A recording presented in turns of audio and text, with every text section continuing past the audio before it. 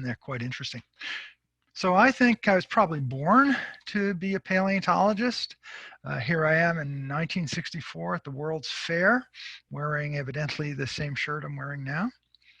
And in the background, you can see the famous Sinclair dinosaur exhibit with the really absurd looking T-Rex, and in the background, the towers from Men in Black 1, if you ever saw that movie. So I was interested in natural history from the time I was a child, and by the time I got into high school and through my high school years, I was collecting fossils, especially dinosaur footprints in quarries near my house, particularly one in Roseland, New Jersey, which my friend Tony and I, who's on the right here, that's me on the left, in 1970, worked to try to get converted to be a park. And eventually we succeeded. And as you can see, Life magazine did a story on that when the company who owned the land donated it to the Essex County Park Commission. It's not developed now, but it is preserved, and the footprints are there, and it still receives many visitors, even though it's not particularly open. So since that time, starting in my college years at Yale University, I developed an interest in many other aspects of natural history and the way the history of dinosaurs intersects with other branches of science, particularly climate change, mass extinctions, and how the solar system has evolved. But today I'm going to talk about the legacy of 1 billion years of history right in this region. There are 4 parts to my talk. I'll talk about geological time in general, and specifically in Rockland County. I'll run through 1.2 billion years of history in this area. I'll talk about the breakup of the supercontinent of Pangaea in the Triassic and Jurassic during the dawn of the dinosaurs, which was the early part of the Mesozoic period. And then I'll finish with talking about glacial ages and the Great New York Flood. So first, geological time in Rockland County. So I use this particular icon for my undergraduates to give them some idea of the scale of geological time. This is a carbonated beverage of your choice. In my choice, it's naturally carbonated and has a high carbohydrate content. If you place all of Earth history in scale to this glass of carbonated beverage, all of multicellular life fits in the width of the foam. And during that time, we have basically all the kind of events we're generally familiar with the age of reptiles and prehistoric mammals and sea scorpions and so forth. But before that, there were billions of years of microbial life, starting very shortly after the age of the Earth.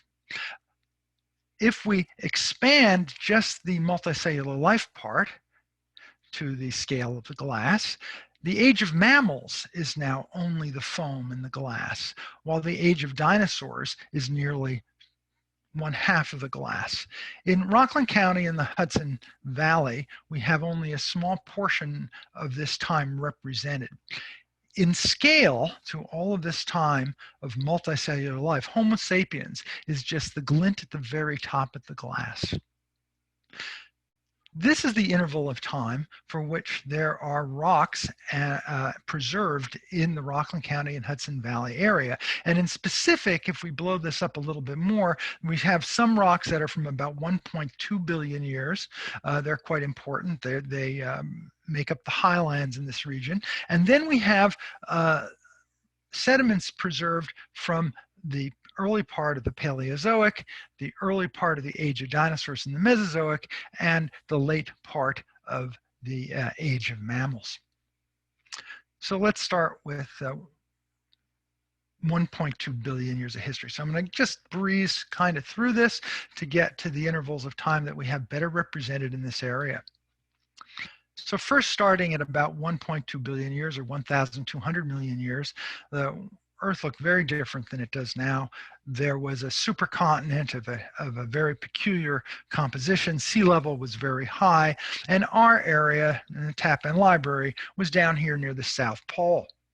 Uh, During this time, continents were moving around, and this very large supercontinent was being amalgamated. In the process, rocks were being crunched together and built into mountains, and the rocks were being metamorphosed, melted, and reformed, which resulted ultimately in very, very hard, resistant rock. And if you go up the Hudson to Storm King, you can see these rocks beautifully exposed. Mostly they consist of rock types called gneiss, which is rocks that have been reheated and recrystallized to the point that their original form cannot be detected, and they look kind of like marble cake. That marble cake aspect is what makes them so hard and resistant to erosion, and why Storm King stands so high.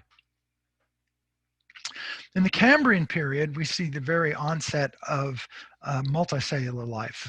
The supercontinent was beginning to break apart.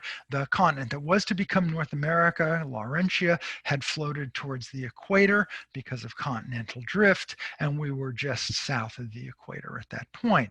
This was the time that multicellular life really got started. You had the evolution of predators, and in response, prey items developed hard shells, and you basically have the evolution of seafood as we know it today. Basically, all major groups of multicellular animals evolved at this time, from fish to various arthropods, sponges, and so forth, all appeared around this time. Quite common also were colonies of microscopic algae that built up these domal structures called stromatolites. You can see these up near Saratoga Spring, beautifully preserved. In the Ordovician, we had the collision of a number of microcontinents into North America. There was a seaway called the Iapetus Ocean that formed, and a lot of sediments were derived from these colliding land masses and preserved a large number of fossils. This was a time especially of the evolution of cephalopods, which became very common, such as these nautiloids, but there were trilobites and snails and whatnot all around the place. During the Silurian, we had additional docking of microcontinents into the North American continent, with more sediments being shed off of them, but the closure of part of that ocean and the collision of the land mass of Avalonia created a huge sheet of continental sediments that moved from east to west across eastern North America, producing rock units such as the Shawangunk conglomerate. This is Shawangunk Ridge itself. At New Paltz, that's the Skytop Observation Tower, and back of it is a Mohonk House. This was sometimes called the age of water scorpions. Many of these very large arthropods were on the order of 6 or 7 feet long. They're quite common in these deposits, and they've even been found at Shawangunk Ridge. The Devonian is usually called the age of fishes. We had the beginnings of the closure of the ocean between the southern continents and North America, and a huge series of deposits were shed off to the west, including a large number of black muds that became very rich in organic matter from these oceans. And one of these units is the famous Marcellus Shale that you've all heard about, which has been produced quite a bit of oil and gas in the eastern U.S. And is famous for problems associated with fracking. The Devonian very much was the age of fishes, but that wasn't all that was going on. We had land plants get onto the landscape and start to conquer the continents. And with the spread of land plants, you had the spread of food sources, and some of the fish left their watery environment and evolved into amphibians, of course, which were the beginnings of all land vertebrates and ultimately us. The following period, the Carboniferous, is named that because land plants had succeeded in conquering most continents and were depositing their remains in swamps and in lakes and rivers and streams and in ocean margins, resulting in huge deposits of coal, hence the name Carboniferous. These coal swamps had giant dragonflies with wingspans of over a meter. They were full of various amphibians and very early reptiles as well. We don't have a record of the Carboniferous in this region, and we don't have a record of the following period, the Permian. That was a time, both of those times were mountain building times in eastern North America, and there was a large amount of erosion, but most of those sediments ended up being shunted far away into western United States or into Europe, and there was no record in North America. The closest we get in Permian deposits is in West Virginia, but this was a time when we had these great sail-backed mammal relatives such as Dimetrodon on the landscape, but no record of those in this region. However, in the following period, the first age of dinosaurs, the Triassic, we had the completed amalgamation of the supercontinent of Pangaea, as you can see, and in fact, it began to split apart with the formation of rift valleys. I'll concentrate more on this particular time in a few minutes. So the landscape at that time had mountains and valleys, and this was a time when both dinosaurs and mammals evolved, but dinosaurs remained small during this time and relatively rare. In the succeeding period, the Jurassic, the second period in the Mesozoic, the age of dinosaurs, North America and Africa split apart, and there are some very early Jurassic deposits in eastern North America, but nothing of the later Jurassic except a tiny bit in Maryland. It was during the Jurassic, in particular the late Jurassic, that we had the giant sauropods evolve and roam all over the world, but they only occur as fragmentary remains in Maryland, and of course are in abundance in the western US, but we don't have their remains in the Hudson Valley area. The Cretaceous period saw the further spread of continents, spreading apart with new oceans forming, especially the South Atlantic. Sea level was really high, so North America was split in half by an interior seaway, but the continental positions were getting close to the positions we have today. We again don't have deposits of these in the Hudson Valley. There are some in Vermont, and there are a lot in southern New Jersey where we have the remains, especially in southern Jersey, of various dinosaurs, including some of the oldest ones that were ever found in North America, such as Hadrosaurus. And here's a typical late Cretaceous landscape with various dinosaurs of the kind we might have seen in southern New Jersey, but no record of that in the Hudson Valley either. The Cenozoic, of course, non-bird dinosaurs went extinct because birds, of course, are descendants of theropod carnivorous dinosaurs, small carnivorous forms. But the non-bird dinosaurs went extinct with the impact of a giant asteroid at 66 million years ago. And the following interval is the Cenozoic, or the age of mammals. And this is from the latter part of it. Continents are pretty much in the position they are now. We have the beginnings of ice sheets in Antarctica, and there's action going on in eastern North America, especially the formation of the ancestral Hudson Rivers. Large mammals had evolved. They were spreading all over the world. We had elephants and camels and various other creatures in North America. And finally, the last 20,000 years was characterized by the last gigantic glacial advance in the northern hemisphere. And a record of that is beautifully preserved in this region. And in the last part of that time, you would have seen mammoths, mastodons, giant bison, giant armadillos, and so forth on the landscape. And we'll talk about that in more detail towards the end of the lecture.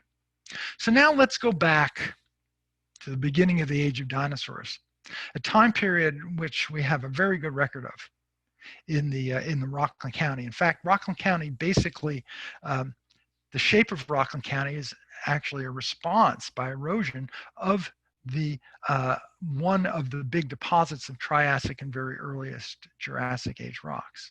So let's talk about that now. The supercontinent of Pangaea was in existence at that time. From about, in this case, the late Triassic, we had the continents united so that if you were an ambitious dinosaur, you could have actually walked during your lifetime from the South Pole all the way to the North Pole. There were no areas completely blocked off by water. And as the Triassic proceeded, there was a stretching of North America against Africa, and they began to pull apart, and in the process, a huge series of rift valleys formed. So here's the Triassic at about 227 million years ago, and the Jurassic at 160 million years ago. And in between this time, North America and Eurasia pulled apart from the southern continents, forming the incipient Atlantic Ocean. So going back to that initial time, you could have walked from Rockland over to Morocco. Africa was right next to North America, and as the stretching proceeded, you had these rift valleys formed as blocks of crust fell against faults that formed with that stretching, and these are analogous to the great rift valleys in East Africa today, such as filled by Lake Tanganyika or Lake Malawi. And these were giant rifts. In fact, these black areas you see here in North America, here's New Jersey, the Delmarva Peninsula, Long Island, this is Connecticut and Massachusetts, and Nova Scotia's up here. These black areas are regions in which Triassic age rocks outcrop, and we're able to find remains of early dinosaurs and so forth. And this particular set of rocks, the Newark Gettysburg Culpeper Rift, were as large as the largest of the rifts of East Africa. So we're talking about pretty major scale events. So here's the position of this area within the supercontinent Pangaea, and here's the region we were talking about that's analogous in East Africa today, although these rifts were very much larger in their total extent because they actually went from Greenland all the way to the Gulf of Mexico across that way. So here we are in New Jersey and New York. Here's the Hudson River, Long Island Sound, the Atlantic Ocean, southern New Jersey. And this is a digital elevation map that's been color-coded with the various rock types that are present. There's one of these giant faults that I mentioned before that formed as the stretching was occurring is the Ramapo Fault System, which crosses the Hudson River at Indian Point nuclear power plants. That's how you locate nuclear power plants. You find the fault, and you put it. I'm being facetious. The fault is only slightly active. Probably not a terrible danger. Anyway, it's going to be decommissioned in not too long. This fault had many thousands of feet of motion along it, and as it sank, sediments accumulated in the Rift Valley. And now they've been deeply eroded, and they're preserved in cross-section. Here's a drawing of that Rift Valley in cross-section. So here's the big Ramapo Fault. These are rocks that are 1.2 billion years old, made out of gneiss. And you see how these layers tilt in towards the fault. And the Hudson River follows the boundary between these Triassic, Jurassic age rocks and the much older rocks of what's called the Manhattan Prong. And you can see there's Manhattan right there. And they also have rocks, some of which are about 1.2 billion years old, but most of which are metamorphic rocks that are 500 million years to about 300 million years. Interbedded with these sedimentary rocks that fill the Rift Valley are a series of lava flows and injections of magma, one of which is the Palisades Ridge, which you can see right here. So that's really a sheet of magma that never made it to the surface that's now been exposed by erosion. And then there are the sedimentary rocks, and then these series of lava flows. Now, actually, this Palisades did feed these lava flows, but only along the western margin, and the lava flows spread over a gigantic area, and we'll talk about that more later. So Tappan and Tappan Library is located right in this region here, and there are many regions in this area that have produced fossils, but I'm going to concentrate on the ones here in Rockland County. So when you travel around Rockland County, it's actually kind of hard to see rocks in many cases because there's so much vegetation and culture, in quotes, roads and buildings and so forth. This is Ash Street in Piermont, where I live, and you're looking up up Ash Street towards 9W, which is up near the top of the ridge. And there are two types of rocks which are exposed in this street, not very well, but they are exposed. On the right, there are sedimentary rocks formed in rivers, streams, and lakes that are about 220 million years old. And then on the left, there's this much younger magma of the Palisade Sill that was injected into these sediments. So we can look a little closer and see a little bit better. Here's a pretty typical outcrop crop right at that place I just showed you on Ash Street of the 202-million-year-old Palisade Sill. And on the other side of the street, these layered sedimentary rocks produced in streams and rivers that were injected into by this magma, and it cooked it and hardened it. And it's one of the reasons that that the Palisades Ridge sits up so high, is because these magmatic rocks are so hard. But fossils occur in these 220-million-year-old rocks in various places. So here's a close-up of Rockland County. As I said, the shape of Rockland County is determined by the rocks underneath. So this triangle of Rockland County is present because of the large fault, the Ramapo fault system right here, and the Hudson River on the other side, and in between are these Triassic and Jurassic age rocks. There's the position of the Tappan Library. Oh, and that's not Tappan Library, I'm sorry, that's actually on the back slope where some fossils are, and I'll show you that in a moment. So there are a series of places, especially along the Palisades, where we have fairly abundant fossils. All of these areas have produced fossils. This place, by the way, is my institution, Lamont Doherty Earth Observatory of Columbia University, which sits on the Palisades Ridge of a 202-million-year-old magma. So let's take a look at some of these sites. We're going to start with one that I found back in 1972 in Blauvelt.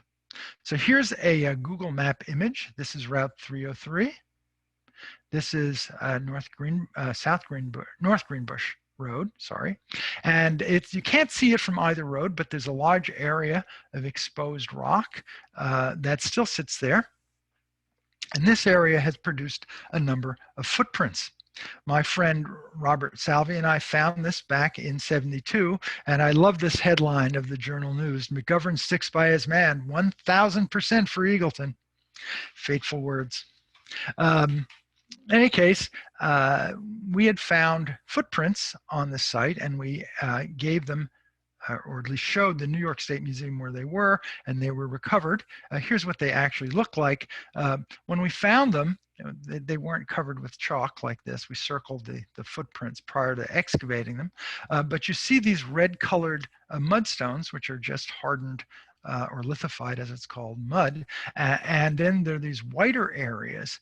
This is actually sandstone that filled in the footprints. And the sandstone was very easily removed, revealing these three toes. Now, at the time, we thought they were footprints. They look like dinosaur footprints. There are now reasons to think that's not the case, that they're very close dinosaur relatives that had three toes they generally walked on, but they were not dinosaur proper.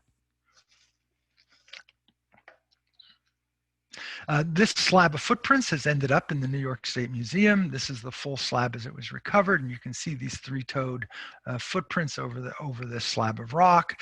Here's an outline drawing of what these footprints look like, and here's the slab itself at display at the New York State Museum. There are still footprints in place. On the left here are two photographs of footprints that are still there. Now, if you go to this area and try to look for footprints, you have to be forewarned that the light has to be just so for you to see these. The rock has a lot of modeling. There's lichen growing on it, and the rock itself is of several different colors. This picture was actually taken of a rather very faint footprint back in the 70s, and this one was taken more recently in the 70s. They weren't lichen colored, but now they are. And again, although these look like dinosaur footprints, we think they're not. So you may go in and look at this area, hoping to see footprints. But if the light isn't just right, if it's a cloudy day and you have soft light, you won't see them. If you're there and the light is from the wrong direction, you won't see them. The best time to see them is in the early morning in the wintertime when the trees are off the leaves are off the tree, pardon me, and there's an oblique light coming across the rock to show that allows you to see them.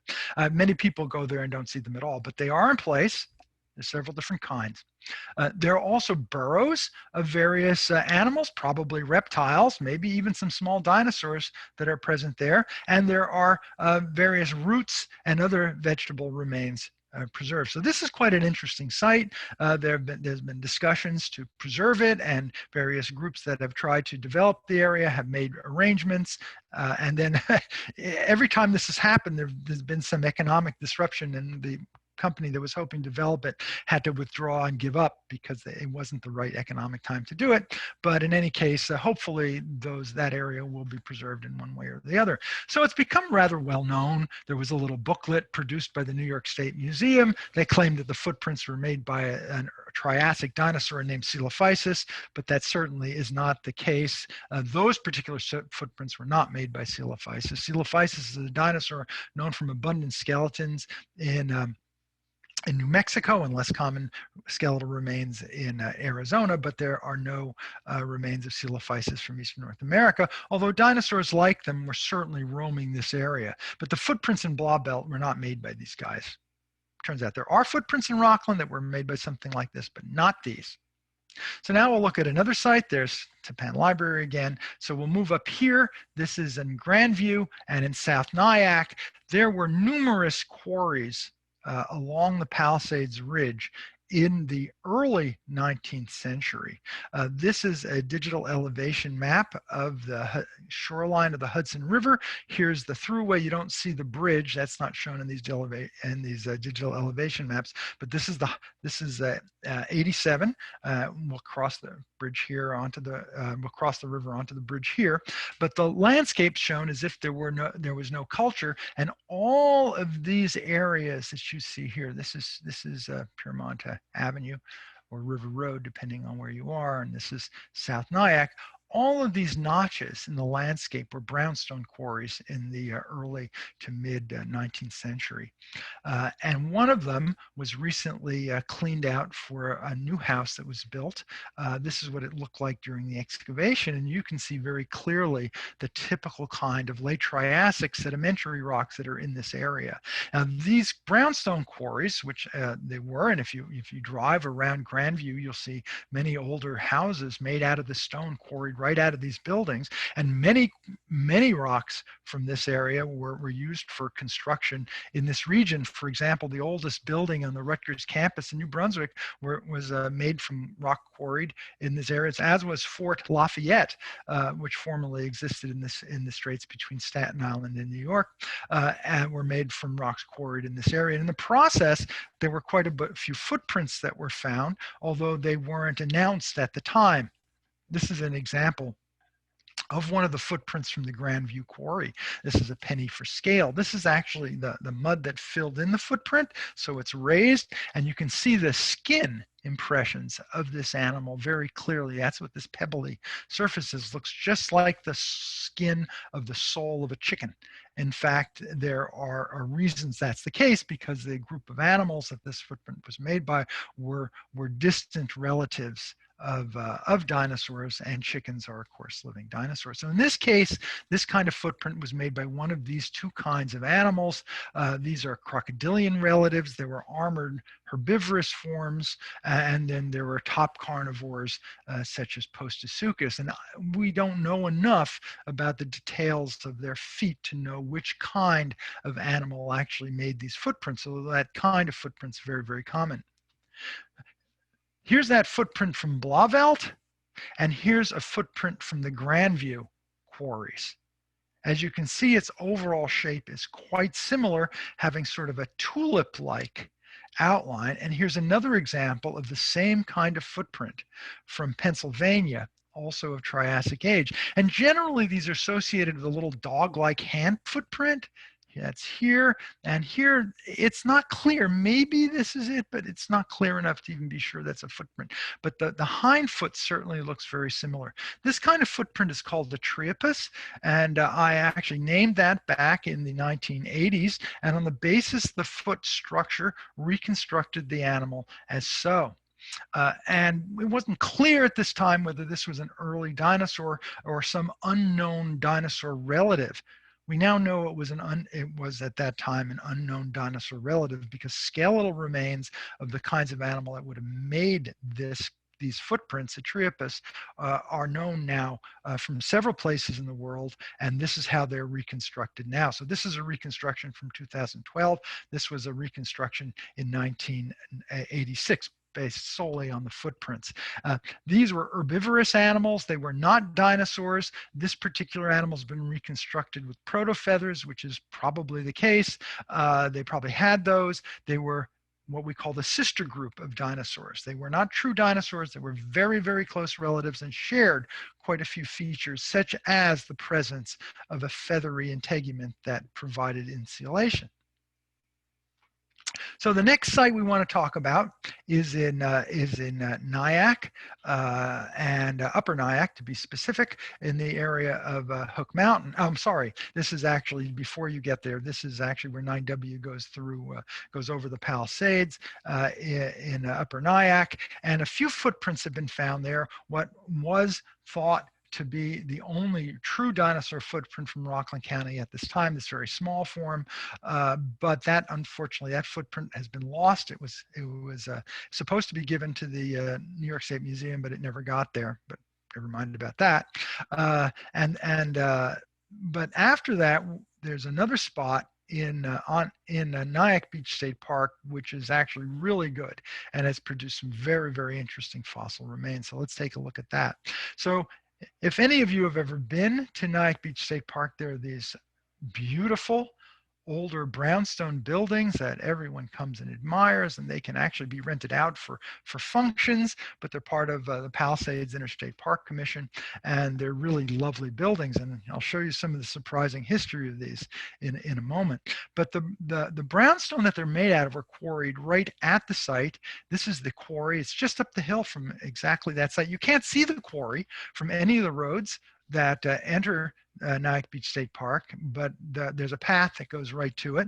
And I didn't know about this, even though I've been studying these rocks for essentially all my adult life. And I didn't know about it until one of the other professors who likes to hike, Bill Menke, at Columbia, told me about it, and I went there, and sure enough, it's a beautiful stone quarry, very accessible. There's lots of rubble along the base. You can find lots of fossils there, and within a very short amount of time, I found a clear early dinosaur footprint, an unquestionable dinosaur, the kind of footprint that would have been made, in fact, by Coelophysis. Now notice how much more elongate this foot is looking than the footprints I showed you before. And there's never a hand impression, because these kinds of dinosaurs, the theropod dinosaurs, had long fingers for grasping prey, not for walking on. And here's a reconstruction of Coelophysis shown with some feathery covering, which is almost certainly true. Very small animals. That particular footprint would have been made by an animal about the size of a large chicken. There are lots of other fossils that are present in this old brownstone quarry. There are roots, which show up as these shiny films, and there are burrows of animals that were probably various herbivores in the area. Hammer here for scale. There's another site in Palisades Interstate Park on the south side of Haverstraw, right on the river. This was another brownstone quarry which went right into the river. These are some of my friends who they're local amateur paleontologists who actually found many amazing fossils, reptile skeletons and so forth. But these are typical. This is the Hudson River right here. You can see Indian Point in the background. These rocks have really abundant bones as well as footprints, although all the bones found so far have been very small. This is right at the site that Benedict Arnold and British Major John Andre landed and plotted against the American Revolution. And Andre was captured, tried, and convicted and hanged in Tapan on October 2nd, 1780. And in the river, there's a large block of rock with the actual landing site carved into a boulder. But a little bit south of that is one of these old brownstone quarries. And when they were making this quarry, they just dumped the rocks they didn't want right into the Hudson. And when there's a storm, and this is right after Superstorm Sandy, there's erosion, and blocks of these rocks fall into the water. And there they get cleaned up, and you can find footprints, or really some quite good ones, as well as bones. For example, this is a part of a skull bones of part of a skull of a fish called Semionotus. This is an example of one of these fossil fish from Weehawken, New Jersey, right, in fact, below the dueling grounds where Alexander Hamilton was shot. And these fish are actually very close relatives of the living gars. They're what we call stem gars. But in addition to, there are reptile bones there as well, and teeth that are found, none of them particularly good, but we're hopeful we'll find something really good in the future. There are footprints. These are hind and hand footprints of a quadrupedal crocodile relative. This, believe it or not, is actually a surface that filled in from above that was burrowed into by an animal with a minimum of 4 toes on its hands and clawed into it in many places covering the surface. This is called Cynodontippus, and this is called Brachychirotherium. And there's some of the common fossils that we find there. Here's another slab of footprints. This has 2 tracks on it. They're a little hard to see. There's a mud crack formed when the mud dried out. This is again the sand that filled in it. Here's a drawing so you can see it a little bit more clearly. There's a hind foot here and a forefoot and a hind foot of a totally different kind of animal superimposed on the hind foot of this. But you can see the scale impressions very clearly on both of these animals. And if you reconstruct what the footprints would have looked like, here's the hind foot of one called Brachychirotherium and the hind foot and the forefoot of another one called Apatopus. And these belonged again to these crocodile relatives, either something like this Postosuchus or this Matasuchus, while the footprint that has the this one was made by another crocodile relative, and it really looks like a crocodile, but it actually evolved its crocodile-like appearance completely separately from modern alligators and crocodiles. These are called the phytosaurs. And they're what we find the most bones of in this region in Triassic age rocks. They differ from modern crocodilians completely in that in modern crocodilians, the nostrils are at the tip of the snout, while in these phytosaurs, the nostrils are actually between the eyes, somewhat like a whale. And these were very, very common, and some of them got very large. But the footprints we find in this region are relatively small. Now, all of these rocks have been heated to a greater or lesser extent by the intrusion of magma, which formed what we call the Palisade Sill. A sill is a sheet of intruded magma into pre-existing sedimentary rocks. So if we look at a cross-section, for example, near Weehawken, just south of the George Washington Bridge and just north of the Lincoln Tunnel, here is that sheet of magma intruded into these sedimentary rocks. And here's the Hudson River right at the boundary between these Triassic age sedimentary rocks and these much older and highly deformed rocks that underlie Manhattan, such as the Manhattan Schist.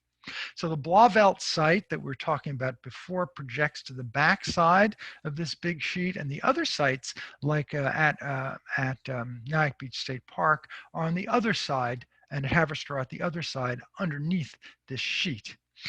Here's the exact section at Blauvelt to show you what that geometry looks like. So the Ramapo faults way over here at Suffern, and you have these different rock types in between, all of which have the potential to have various fossils. Now the Palisade Sill is particularly interesting because it's part of what we call the Central Atlantic Magmatic Province, and it was intruded into these sedimentary rocks at about 202 million years ago. When this magma was intruded, the magma also erupted at many places in Pangaea, forming lava flows that covered an enormous area, roughly 11 million square kilometers, which is roughly 1/3 the area of the moon for comparison. And this eruptive event caused massive climatic disruptions that resulted in the extinction of almost all the forms of life that I just showed you from this region. And what survived were early dinosaurs and mammals and lizards and turtles, and in fact all of modern life survived that event. And it was the extinction event that allowed those forms to flourish and take over, and the giant dinosaurs evolved and would last until 66 million years ago. But the Palisades Ridge has its own really interesting history. Because this is hardened magma, it's much harder than the surrounding rocks. It makes this big ridge, and that also makes it quite attractive for construction purposes, particularly for making crushed stone for roads. Now, the brownstone quarries that existed largely underneath the Palisade Sill produced a large amount of stone for buildings, and beautiful buildings like we see around Nyack and Grandview and much further away as well. Those brownstone quarries fell into financial failure in the mid 1800s with the opening of quarries both in near Newark, New Jersey, and much more profitable quarries in the Connecticut Valley, and basically the same kinds of rocks, but just a better quality stone. And they put the brownstones out of business. However, the overlying Palisade Sill became extremely valuable as a source of this crushed stone in the same places that had these brownstone quarries, in which they had the overlying Palisade Sill became developed as trap rock quarries. And it's called trap rock, which is a Swedish word for steps. And the quarriers coming over from Europe use that same term for these rocks. And these trap rock quarries opened up north and south of the Palisades Ridge, starting in mostly in the latter part of the 19th century and extending into the 20th century. And there's still some quarries that are operating today, such as one in West Nyack. And another one up in the southern part of Haverstraw. But they are on the back side of the Palisades Ridge. On the front of the Palisades Ridge, such as this one at the Carpenter Quarry in Fort Lee, which is, this is a picture from 1897. These quarries were very, very active, producing massive amount of stone for the development of Manhattan and the surrounding metropolitan region. And they became a bit of an eyesore, especially for rich people living on the other side of the Hudson River in New York, who didn't want to look across and see these quarries blighting the landscape. This one at the Carpenter Quarry became particularly infamous. And they would blast huge segments of rock out of this and then crush the stone and ship it off right from ferries. In fact, you can see part of one right here across the river to Manhattan. One of these quarries developed in the very brownstone quarries that I showed you the footprints of in Nyack Beach State Park. And here is a picture of that quarry in 1909. Here's a smokestack from the power plant for that. The rock crusher was built into the brownstone quarry. And the main quarry then was opened up in this upper level, which you can still see it today. So you see this big operation. There was a big pier that went out into the river. What happened is that these quarries started to destroy so much of the Palisades Ridge that there were efforts started by women's auxiliary groups to save the Palisades. And they were quite successful. And in the early 1900s, we had the founding of the Palisades Interstate Park Commission, signed into existence by Governor Voorhees of New Jersey and Governor Theodore Roosevelt of New York. And the Rockefellers and J.P. Morgan and other rich people bought up these quarries, gave them to the Interstate Park Commission, and then they were developed into the park. So here's this one called the Manhattan Quarry, not in Manhattan, but in Rockland County in 1909.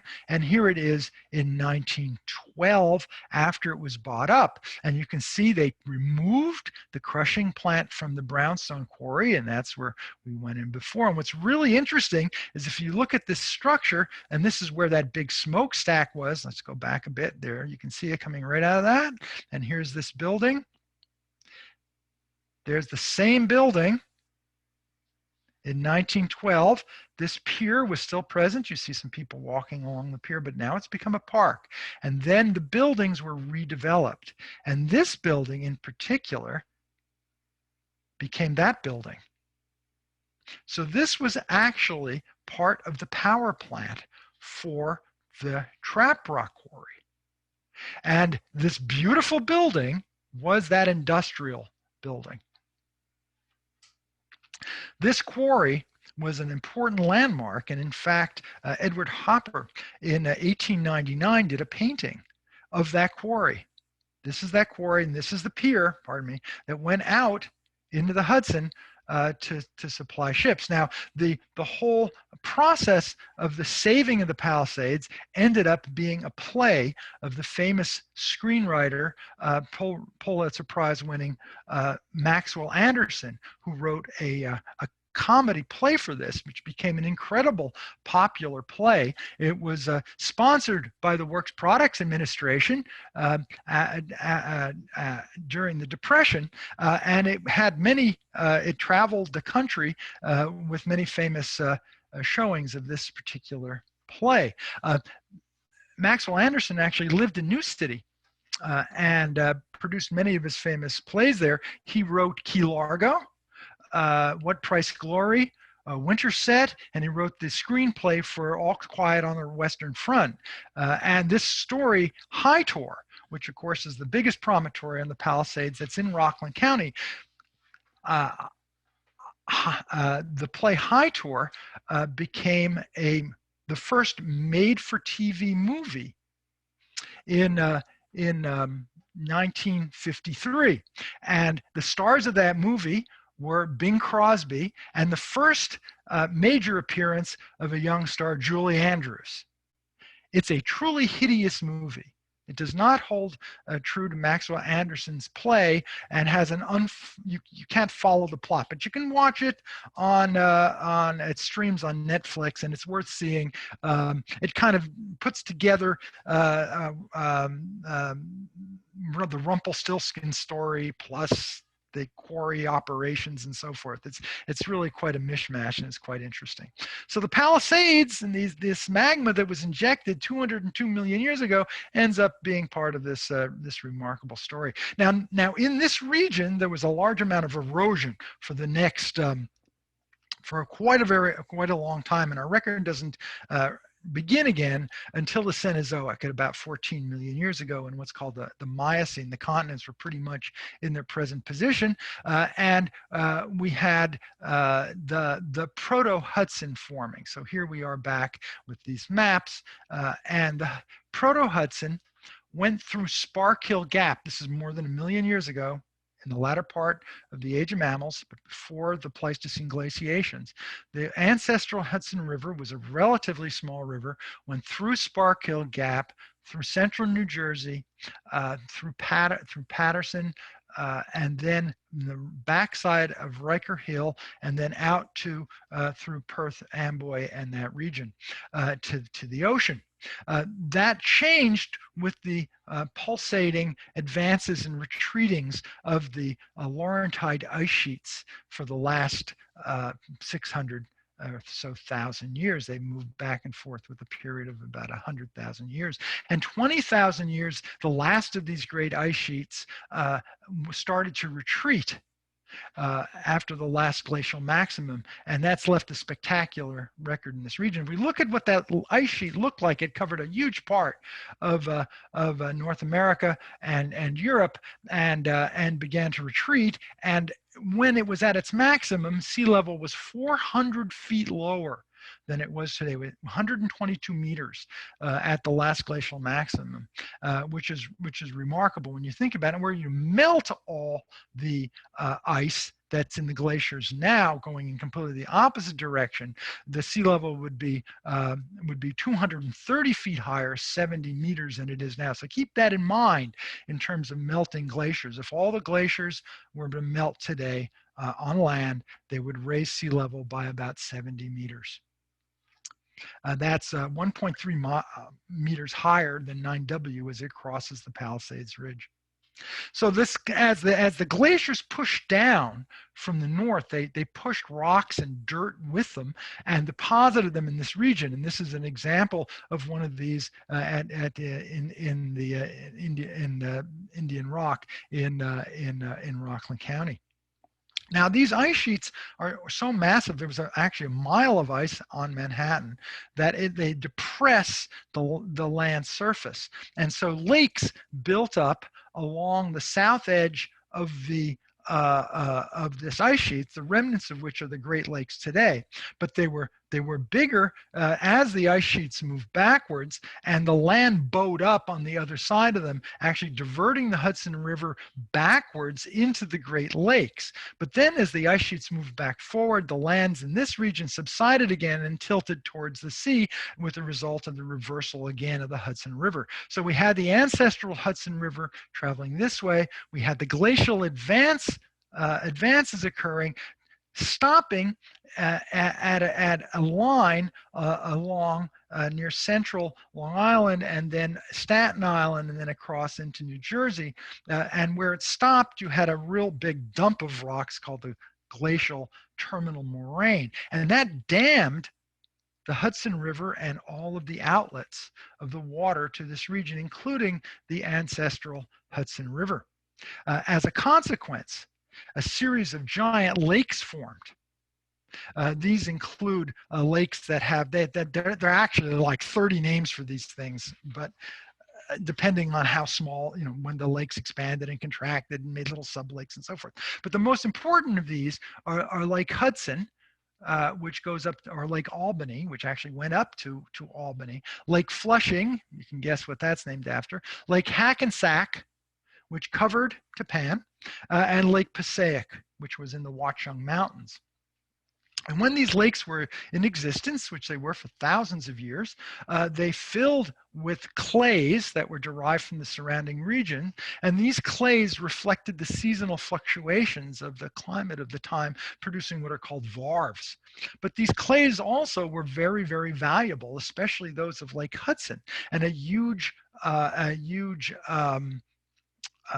mining operation from these clays formed in Haverstraw, and there was actually a massive catastrophe that occurred in 1906 with 17 deaths as 21 buildings and a large chunk of Haverstraw slid down into these clay pits, and after which they were shortly thereafter abandoned. But many of the older buildings that are in the Rockland County area and beyond that are made out of brick were made out of bricks from the clays deposited in Lake Hudson, and they were in this region here. Now, if you look at the Great Lakes today, and you look at this particular region, one of the things that happened as the glaciers retreated and these gigantic, even larger than present-day Great Lakes formed, as they moved back further and further, the land on this side began to subside again.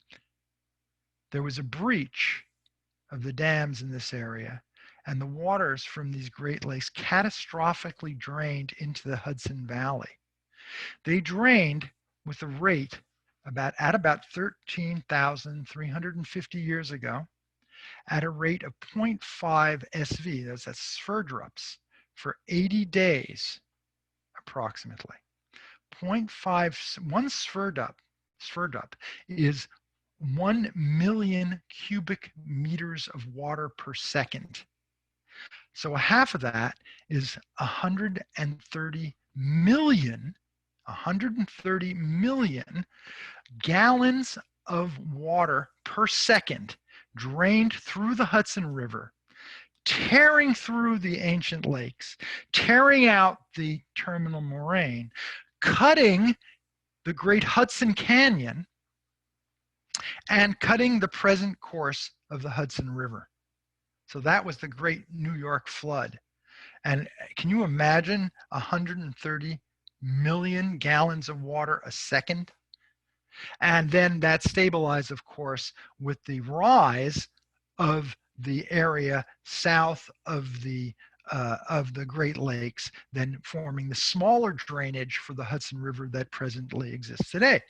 But during and after this great flood, there were, until about 9,000 years ago, a very large assemblage of spectacular mammals in this region, including mastodons and mammoths and so forth. And if you were to look out at the former plain of the lake bed, the lake that existed where Tappan is today, you would see this menagerie of large animals, including camels and giant ground sloths, mastodons, and mammoths. And here's a list of those animals, and I just want to run through these because these became extinct only about 9,000 years ago.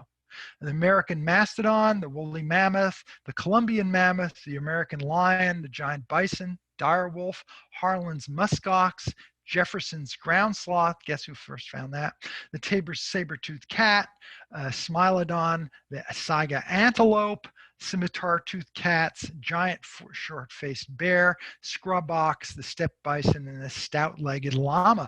All of these animals existed in this area. We can find bones of them, especially in bogs when they're drained for construction. One example of this was the beautiful sugar, the mastodon found at Sugarloaf in Orange County, New York. But there are examples of mastodons and mammoths that are found in Suffern. There are over 100 occurrences of mastodons in this area and other fossils from 10,000 or so years ago.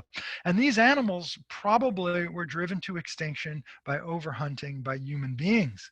Now, they weren't solely responsible for the extinction. There were fluctuations of populations, as there always are, of large animals. But as animals became rare during one of these large fluctuations of populations, they became very valuable and they were hunted ultimately to a point that their populations didn't remain viable and went extinct. But we have fossils of these animals in this area, and be aware if you ever see an area of black soil being dug up for construction to look in there for remains. You might find the remains of another mastodon or mammoth. So here's the Hudson River today. Its present course cut by the great flood of 13,000 years ago, with the old Hudson River going through Sparkill Gap. That's Piermont, where I live. South into New Jersey. Here's Tappan and the presence of the library. And you can imagine, place yourself in this landscape tens of thousands, hundreds of thousands, millions of years ago, and imagining all these creatures that roam around that have left their remains in this area and this incredibly rich history. So thanks very much. I really appreciate this opportunity to talk to you. And I'd be happy to take any